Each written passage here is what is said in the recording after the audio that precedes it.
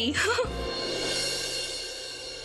अच्छा, बच्चों की याद खींच लाई है एसी की हवा। अभी बच्चों को प्यार कर रही है और कल अम्मा को अपनी वफादारी दिखा रही थी। बुरे वक्त में छोड़ दिया ना साथ।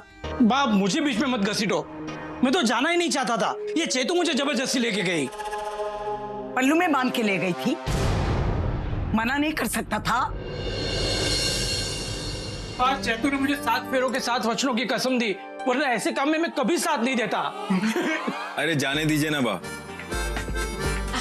So sweet. अरे ईशानी, आना हमारे साथ नाश्ता कर। नहीं, वो एक्चुअली मुझे नहाने के लिए बाथरूम यूज करना था। क्यों? तेरे बाथरूम में पानी नहीं आ रहा क्या? मुझे उस आदमी की कोई चीज यूज नहीं करनी। उसका बाथरूम भी नहीं।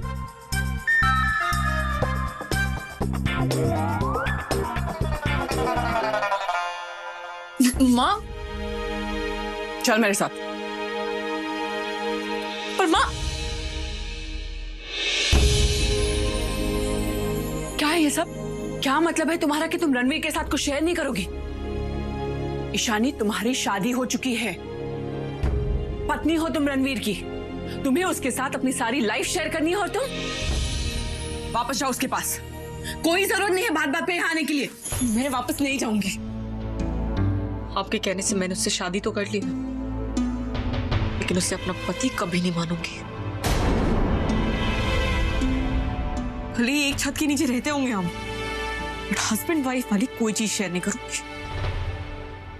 क्यों भुला नहीं पाई अभी तक उस चिराग को? दिल से नहीं निकाल पाई अपने? अभी भी लगता है वो वापस आएगा? माँ प्लीज प्लीज प्लीज, उसका नाम भी मत मत। उसके बारे में सोचना भी नहीं चाहती और आप मुझे उसी की याद दिला रहे हो। चिराग पे भरोसा करना मेरी लाइफ की सबसे बड़ी कड़ी। अगर वो मेरे सामने आ गया ना तो I'll slap him. पता नहीं शायद जान ही ना ले लूं मैं उसकी।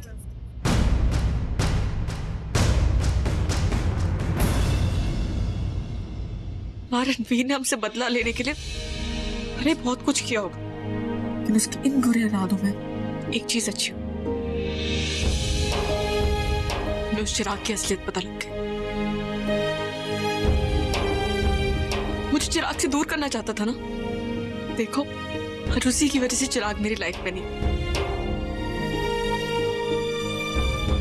हाँ, हूं मैं गुस्सा उससे, उसके इस काम के लिए एक दिन उसे थैंक्स जरूर बोलूंगी। ईशानी, अगर चिराग तुम्हारे दिल से निकल चुका है तो तुम्हें रणवीर को अपनाने में क्या प्रॉब्लम है? जिस बिकॉज़ मैं चिराग से नफरत करती हूँ, इसका ये मतलब नहीं कि उस आदमी से प्यार करूं जिसने मुझसे मेरा सब कुछ छीन लिया। हाँ, चला गया था चिराग मुझे छोड़ के, पर इसका ये मतलब नहीं कि मैं उससे शादी कर लूं तो किसी और को छोड़ के मुझसे शादी करने आ गया। उसकी एक अच्छाई देख के मैं उसके बाकी गुनाह माफ नहीं कर सकती माँ। ईशानी, रणवीर को गलत समझ के दोबारा तुम वही गलती कर रही हो जो तुमने चिराग पे भरोसा करके की थी। रणवीर सिर्फ हमें यहाँ रहने और खाने नहीं दे रहे, वो हमारे लिए वो कर रहा है जो तुम्हारे पापा हमारे लिए करते थे। और वो जो कर रहा है, अगर उसके लिए तुम उससे प्यार नहीं कर सकती तो कम से कम उसकी रिस्पेक्ट तो करो। ईशानी, कुछ शादियां प्यार और भरोसे की बुनियाद पर चलती है और कुछ सिर्फ रिस्पेक्ट पे। जितना प्यार तुम्हारे पापा मुझसे करते थे, मैं उनसे उतना प्यार कभी नहीं कर पाई, लेकिन हाँ, मैं उनकी रिस्पेक्ट बहुत करती थी क्योंकि मुझे भरोसा था कि तुम्हारे पापा हमारा साथ कभी नहीं छोड़ेंगे।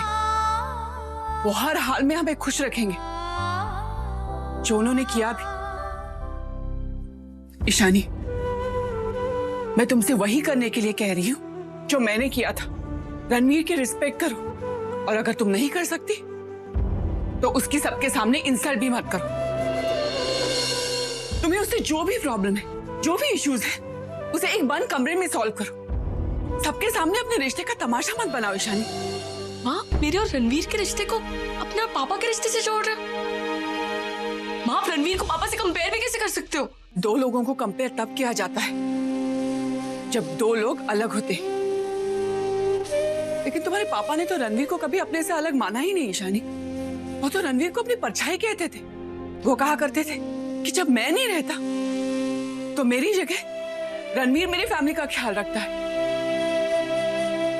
जो तब भी सच था और आज भी सच है।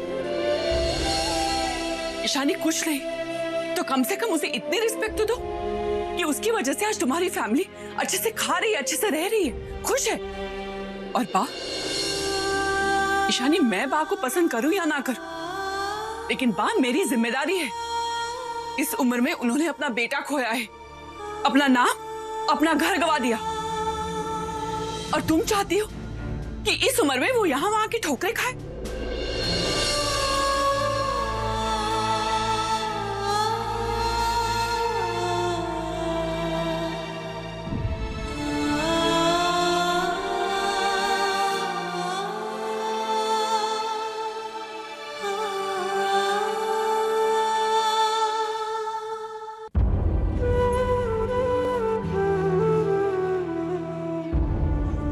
ईशानी, शादी के बाद ससुराल में आज तुम्हारा पहला दिन है। रस्में होंगी, शायद तुम्हारी सास तुम्हें मंदिर ले जाए। जाओ, जाके तैयार हो जाओ, साड़ी पहनो, एक बहू की सारी रस्में निभा, नहीं तो लोग कहेंगे कि मायके वालों ने बेटी को कुछ नहीं सिखाया। अपने पापा का नाम कभी खराब मत होने देना ईशानी, और मेरी एक ही बात हमेशा याद रखना, एक औरत इसलिए कहलाती है क्योंकि वो अपने लिए नहीं, अपनों के लिए जीती है। वो प्यार कर सकती है, माफ भी कर सकती है, उसका दिल साथ दे या ना दे, वो हमेशा सही कदम उठाती है। अब तुम भी एक लड़की से एक औरत बन चुकी हो ईशानी, इसीलिए तुम्हें भी अब यही करना है।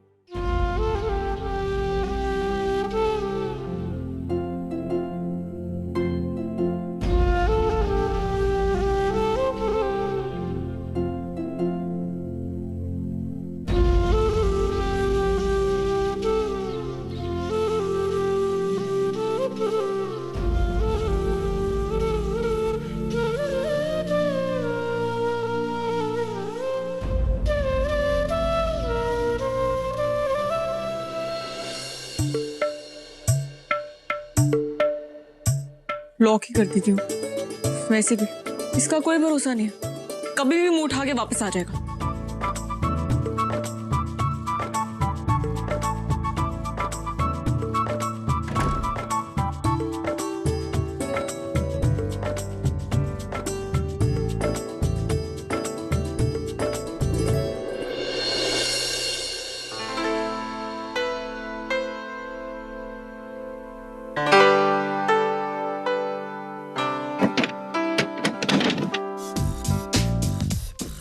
ईशानी तो बाहर गई है, फिर ये रूम लॉक क्यों है?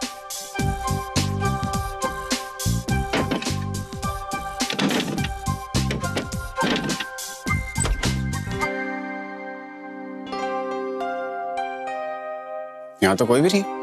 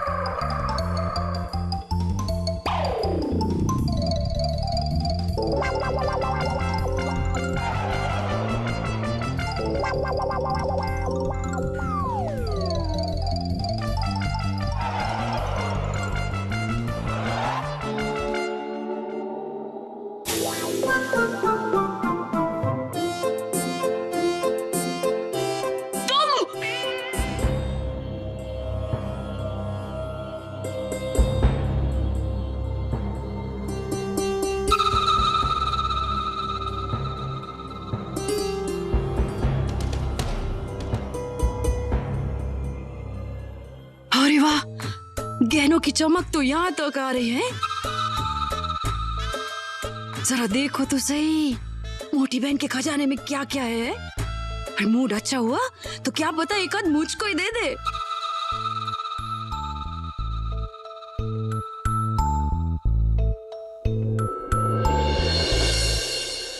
ए मोटी बहन, मैं क्या कह रही थी कि ना मैं आपकी बहू को मंदिर लेके जा रही हूँ।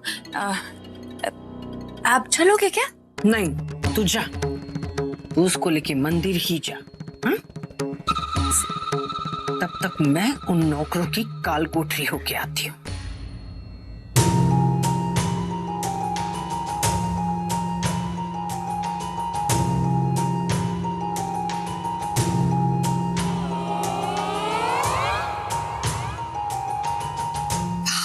नितेश, ये तो वही नौलखा हार है ना जो शादी के टाइम तुम मुझे देने वाले थे, तुम तो दे ही नहीं पाए।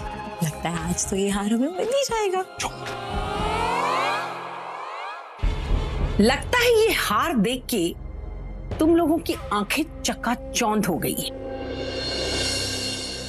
हाँ? इसीलिए इसकी कीमत का अंदाजा नहीं लगा पा रहे हो। 9 लाख नहीं है, 15 लाख है। 15 lakhs? हाँ तो हमसे क्या इसकी नजर उतरवाने लाई है?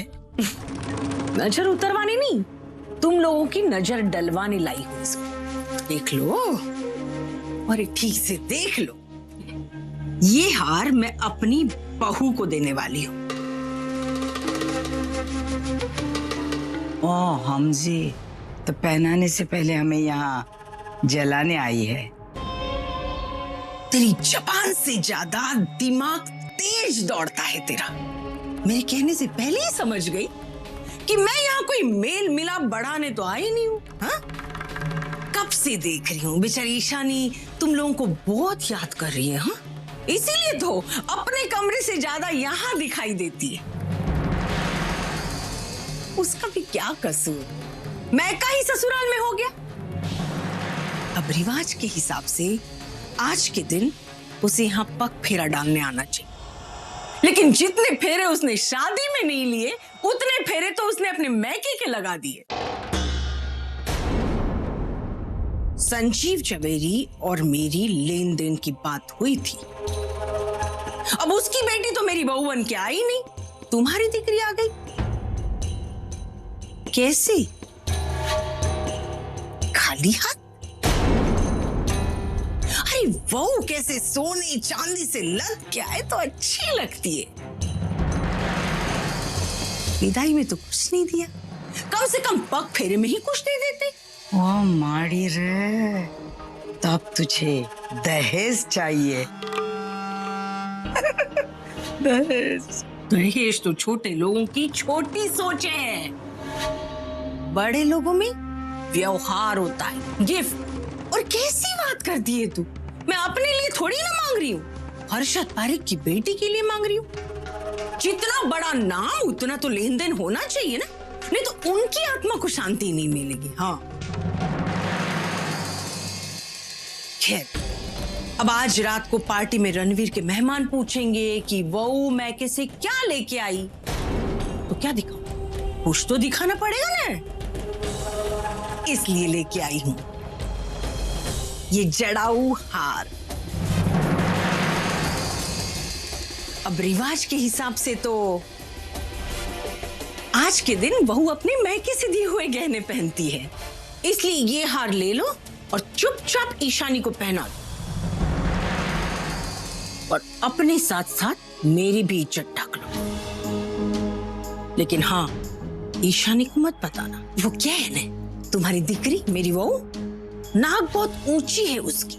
अगर उसको पता चला कि उसके लिए तुम लोगों को मेरे सामने भीख मांगनी पड़ेगी तो बहुत दुख होगा उसको।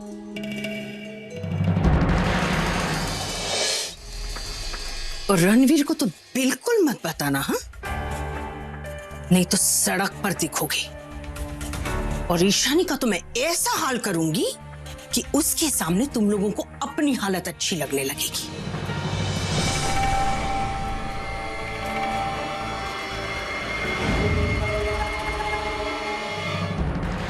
ये लो समदन जी, ये हार अपनी दिकरी को पहना दो। लो। रुकिए।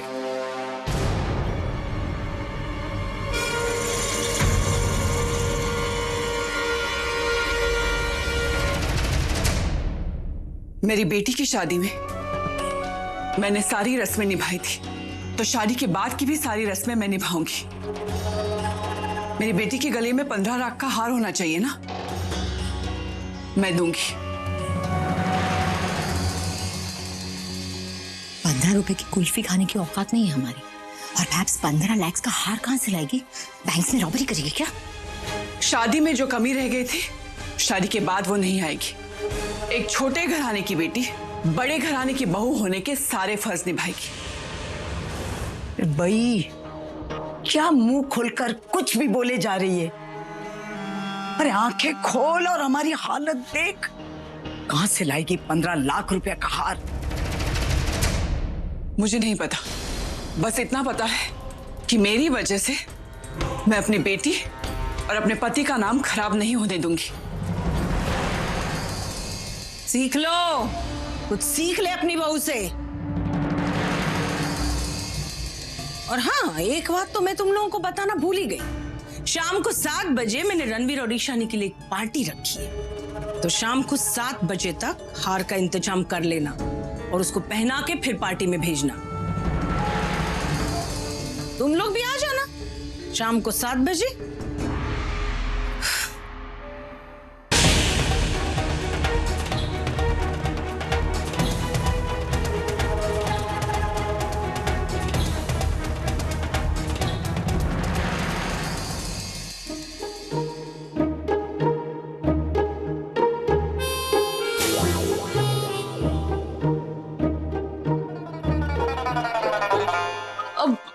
उधर मुंह करो। देखो ईशानी, तुम मुंह बंद करो और उधर मुंह करो। एक तो वैसे ही बाथरूम गिरा, ऊपर से ये साड़ी। तुम उधर देखो, उधर।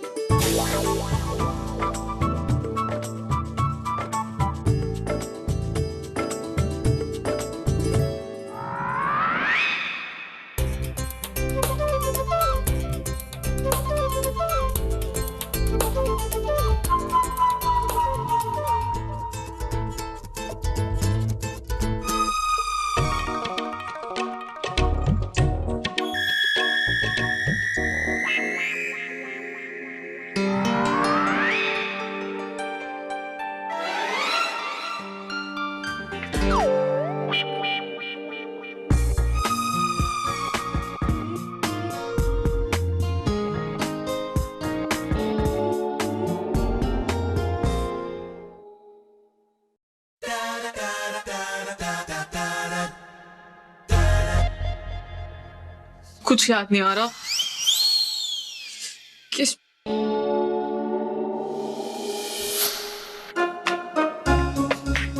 साड़ी के चक्कर में फिर से लेट हो गई। सब पहुंच भी गए होंगे और मैं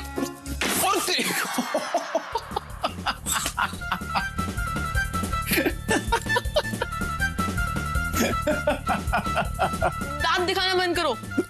वो मैंने साड़ी पहली बार पहनी है। अरे तो किसने कहा था पहनने के लिए? वैसे एक बात बताऊं, बहुत अच्छी लग रही। साड़ी में ना? नहीं, गिरते हुए अच्छी लग रही थी। शर्मी, तुम जैसे दोस्त ना भगवान किसी को ना दे, जो हेल्प करने की बजाय ऐसे हंस रहे हैं। अच्छा बाबा, चलो हाथ दो।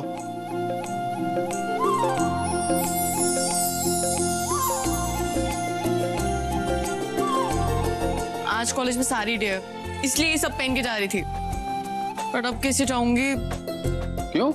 साड़ी ठीक करो और जाओ कॉलेज। घर में कोई नहीं है, माँ बा काकी सब मंदिर गए हैं, और मुझे साड़ी तो क्या उसकी प्लीट भी बनानी नहीं आती। बस इतनी सी बात, मैं ठीक कर देता हूँ। तुम? माँ ने मुझे ऑलराउंडर बनाया।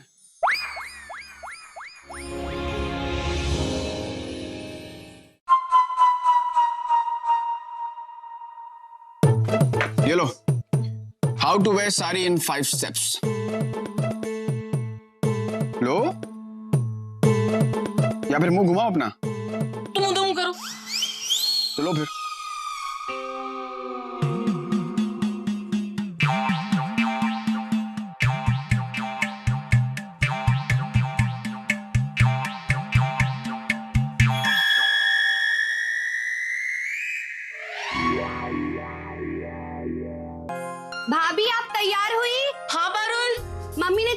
मंदिर जाना है।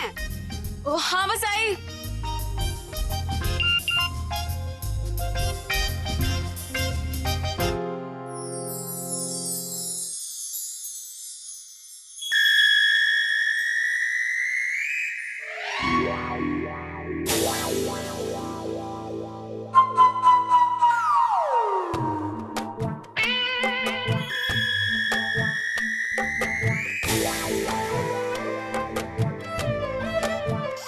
ये क्या किया तुमने? देखो उधर उधर मुंह करो। आई एम सॉरी, मैं ठीक कर देता हूँ। ठीक। तुम जाओ, मैं कर लूंगी। उधर मुंह करो। मुश्किल से बांधी थी, अब भाभी और कितनी देर? अब मार मासी ऊपर आ जाएंगी, जल्दी चलो। कोई और ऑप्शन है तुम्हारे पास? I don't think so. भाभी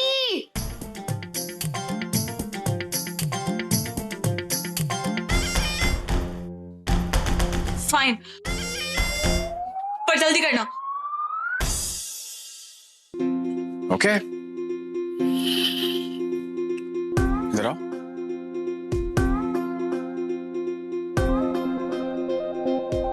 पारुल, हाँ मासी को कह देना कि 5 मिनट और लगेंगे। जी भैया, टेक योर टाइम, मैं माँ को रोक के रखती हूँ। आप आराम से भाभी को भेज देना।